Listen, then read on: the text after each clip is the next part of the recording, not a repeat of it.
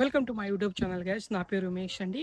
ఈరోజు మనం ఈ వీడియోలో ఎవరైతే మీరు వినాయకుడిని పెట్టాలనుకుంటున్నారో ఖచ్చితంగా మీరు తెలుసుకోవాల్సిన అంశం అనమాట. ఎందుకంటే రూల్స్ మారాయి అండ్ దానికి అనుసరంగా పనిష్మెంట్ అంటే శిక్ష కూడా మారిందనమాట. సో కొత్తగా రూల్స్ అనేవి పెట్టారు. వినాయకుడు పెట్టేప్పుడు మీరు ఖచ్చితంగా జాగ్రత్తలు వహించాలి అనమాట.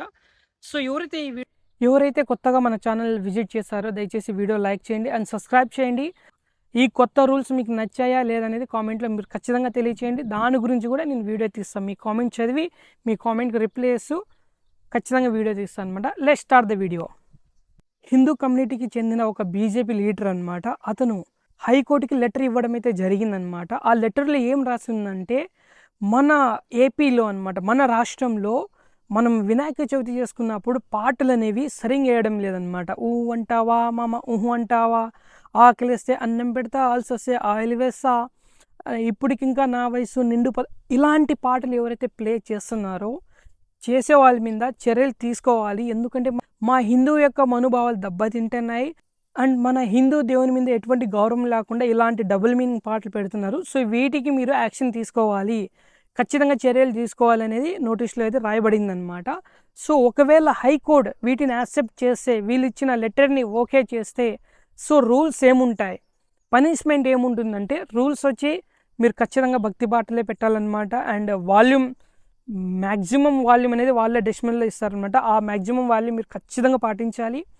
అండ్ రెండవది, ఒకవేళ మీరు డబుల్ మీనింగ్ పాటలు ఇలాంటి పాటలు పెట్టారంటే ఏం జరగవచ్చు అంటే, ఒకటి ఆ రోజే మీకు వార్నింగ్ ఇవ్వచ్చు, ఫస్ట్ వార్నింగ్.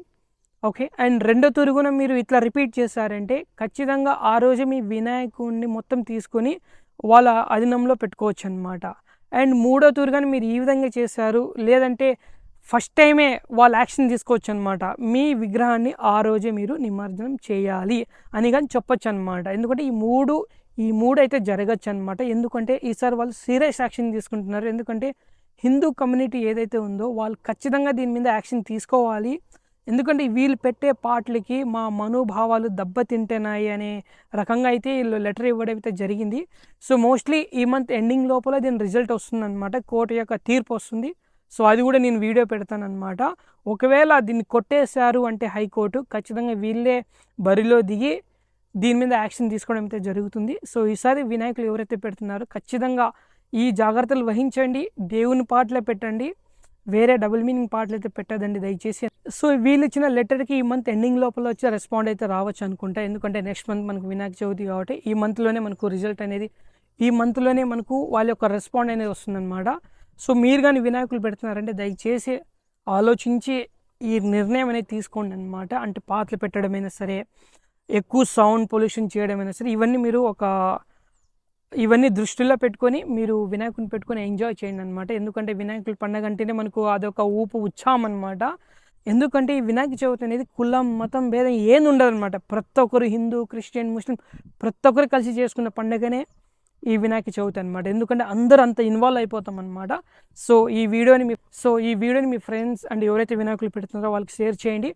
అండ్ పార్ట్ 2 ఖచ్చితంగా తీస్తానమాట. కోర్టు యొక్క ఆదేశాలు వచ్చినాక ఏమి ఇచ్చారో తీర్పు అని దాని ప్రకారంగా ఏమి ఇచ్చినారో తీర్పు దాన్ని బట్టి కూడా పార్ట్ 2 తీయడం జరుగుతుంది అనమాట. Stay tune, take care, advanced happy Vinayaka Chavithi అందరికీ. జై హింద్.